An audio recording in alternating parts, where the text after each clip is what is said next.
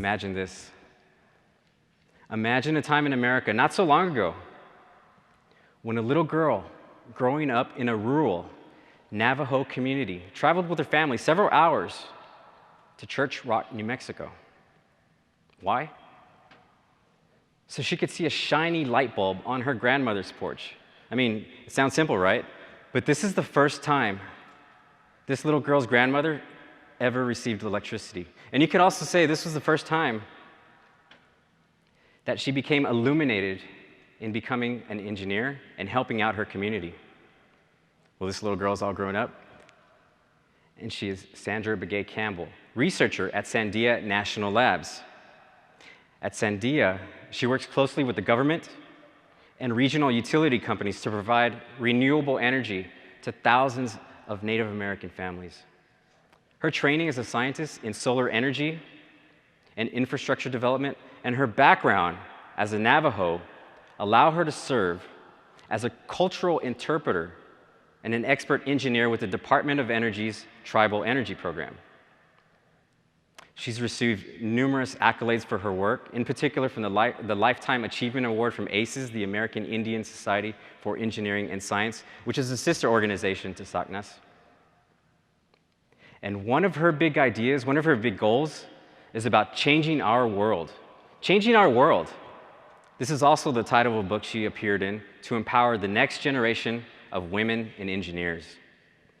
So now, please help me welcome to the stage, with an energetic welcome, Miss Sandra Begay Campbell.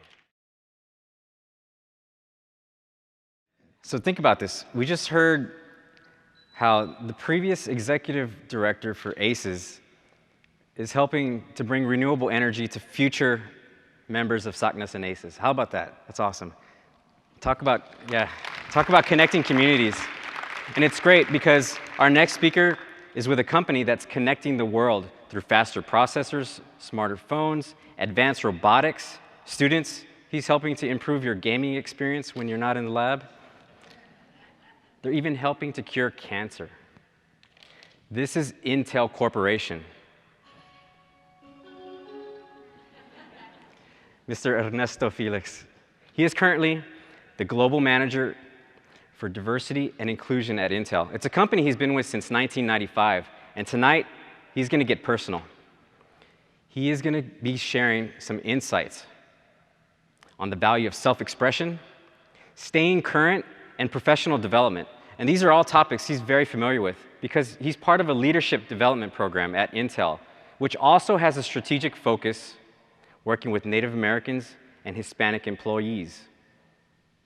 He has over 30 years of experience as a human resource professional, and this has taken him all over the world, from South America to Southeast Asia. Pero ¿sabes qué? His corazón is right here in the United States because he currently serves on the board of directors as treasurer for the Society of Hispanic Professional Engineers, which is also a sister organization to SACNAS. And tonight, he's going to be sharing with us a major, major goal that Intel has set for 2020. I'll give you a hint. At Intel, they believe that diversity inspires innovation. So y'all ready? Please help me welcome to the stage with a warm SACNAS Familia welcome, Mr. Ernesto Felix. I think Moore's Law is going to need more of us to keep America competitive and innovative. What do y'all think about that? So here at SACNAS, we're all about innovation. I mean, we're going to be innovating pretty soon here on the stage. So before I introduce the Deputy Secretary, I also wanted to introduce to you Dr. Gabriel Montaño. Now, all of y'all should recognize him as the SACNAS president, right? And some of y'all may know his work at Los Alamos in nanotechnology. But if you've attended SACNAS over the past couple of years, you would recognize him as the guy running around SACNAS with Gustavo, trying to recruit professionals to serve as poster judges and mentors for you, the students. He is dedicated Gabe embodies the mission of SACNAS. And so it's only appropriate that he partake in the first ever SACNAS fireside chat with one of the highest officials in our government. So now, think about this. Imagine having to help oversee 70,000 federal employees with an annual budget of over $12 billion. Well, you need those sort of resources to manage at least 500 million acres of land in the United States, mineral and water resources, all the national parks, including the missions in San Antonio, land buyback programs, understanding the science behind devastating earthquakes, hurricanes, and landslides. I mean, these are just some of the daily tasks that occur right up the road at the Department of the Interior. And that's why 2 years ago, President Barack Obama nominated Mike Connor to serve as the Deputy Secretary of the Interior, in part because of his extensive experience with water sustainability issues and his nonpartisan approach in resolving complex cross-border deals. I mean, essentially, his job is to balance conservation efforts with economic prosperity, which is not an easy thing to do here in DC. But students, did you know he too was just like you? He was eager and anxious to put into practice his training as a chemical engineer to help out his community. He's originally from Las Cruces, New Mexico, and like Gabe, he too is proud of his bachelor's from New Mexico State University. And SACNAS is also proud to have with us on stage right now the first ever Native American descendant to serve as the United States Deputy Secretary of the Interior. Ladies and gentlemen, Mike Connor.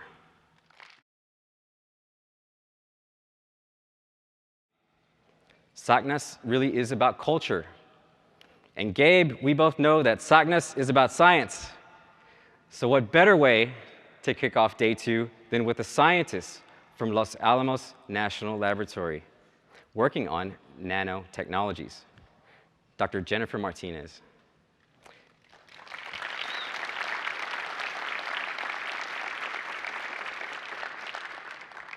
Not yet, but remember that name, because think about it, this is so cool, okay?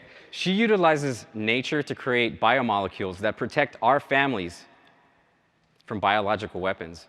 And just recently, she utilized the natural element of gold to create greener alternative energy. But before she was a deputy director for the Center of Integrated Nanotechnologies at Los Alamos, or a postdoc, or a grad student at UC Santa Barbara, she was, all right. She was an undergrad at the University of Utah. And like many of us, no, you know what, I think like all of us here, she didn't have a real clear career path. She didn't understand how to mix her scientific interests with income. You know, but fortunately along the way, she found mentors. And now she's an expert scientist there at the lab and a mentor to numerous postdocs and emerging scientists. She was also recognized by the White House for her achievements with the Presidential Early Career Award for Science and Engineering. She's also a AAAS fellow. There we go, Rush. That's Rush. She first came to SACNAS in 2007.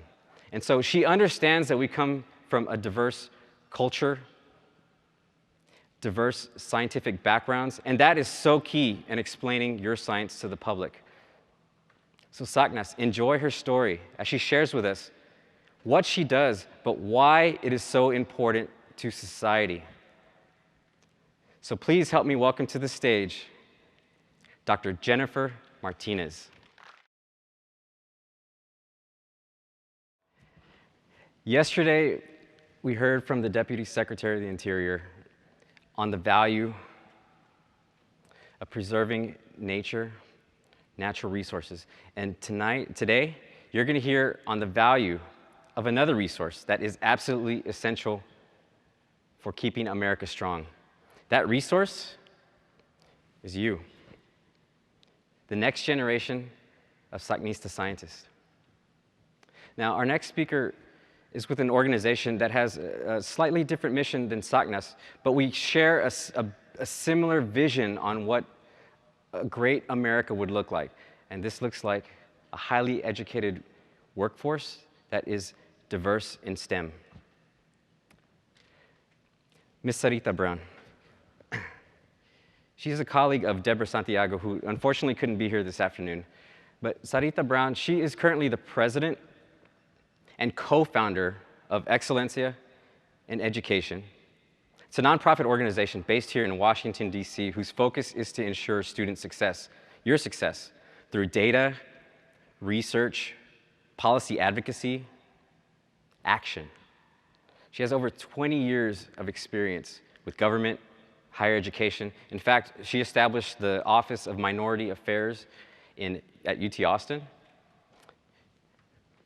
She also served with the White House as executive director for education initiatives for Hispanic Americans. She's a highly sought-after speaker for education policy. She's currently on the board of directors for ACT. Y'all remember that test? Yeah. Now, at Excelencia in Education, on their social media, they share some really discouraging numbers about graduation rates among our communities. But there is hope. There is hope. And right now, you're going to hear the solutions. So please, help me welcome to the stage with a warm SACNAS Familia welcome, Ms. Sarita Brown.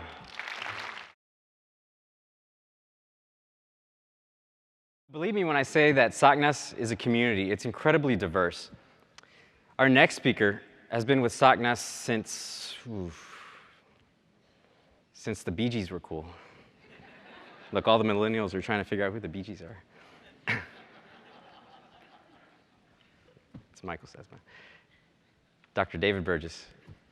He is somebody who doesn't need an introduction to SACNAS, but for many of you, this is your introduction to SACNAS, like it was for me 20 years ago, which is around the same time when I met David at SACNAS.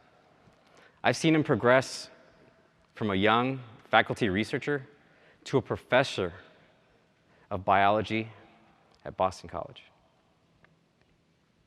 When I was a graduate student, I was actually a Eugene Coto-Robles graduate student at UCLA. There we go. I saw him serve as president of SACNAS. And then a few years later, we got to serve together on the board of directors here at SACNAS, and we actually helped bring SACNAS here to Washington, D.C. And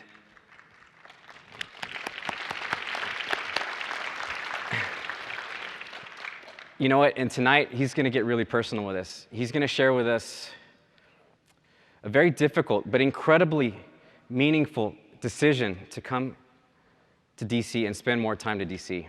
That's because he's going to be the new principal investigator for the $25 million NIH grant on mentoring. Now, mentoring, it really is at the foundation of SACNAS. And he's going to share with us how mentoring played a critical role in his development as a scientist from his childhood through community college, as an undergrad at Cal Poly, then as a PhD student at UC Davis, also as a postdoc at University of Washington. He's also going to share with us how mentoring played a critical role in finding his voice as a Cherokee scientist. So SACNAS, please let him hear your voice, and welcome to the stage my SACNAS mentor, Dr. David Burgess.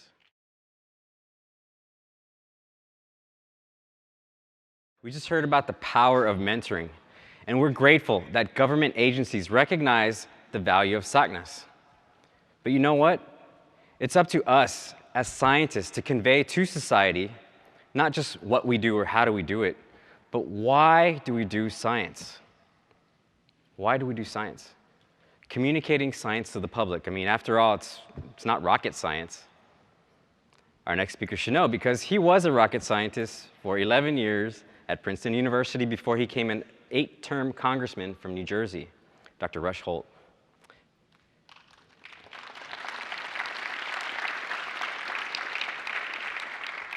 That's a good warm-up for the real one. But you know what, students? He too was just like us. He was a graduate student. But But did you know when he was earning his PhD in physics at NYU, he went on the game show Jeopardy. Yeah, and he won 5 times. So this experience probably helped him out later on in life when he was a congressman, and he famously defeated IBM's supercomputer Watson in a round of Jeopardy.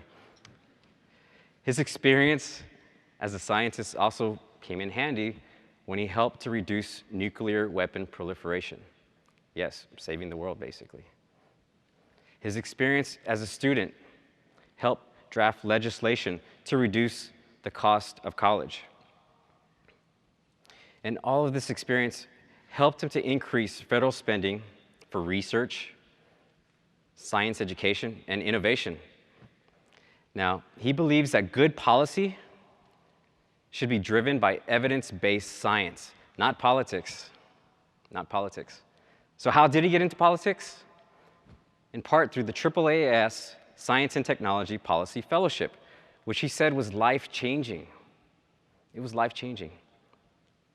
So as life evolves and as life revolves, he's come back to AAAS, the American Association for the Advancement of Science, where he now serves as the CEO. And you're going to hear him say that science, it isn't just for scientists. It is for society.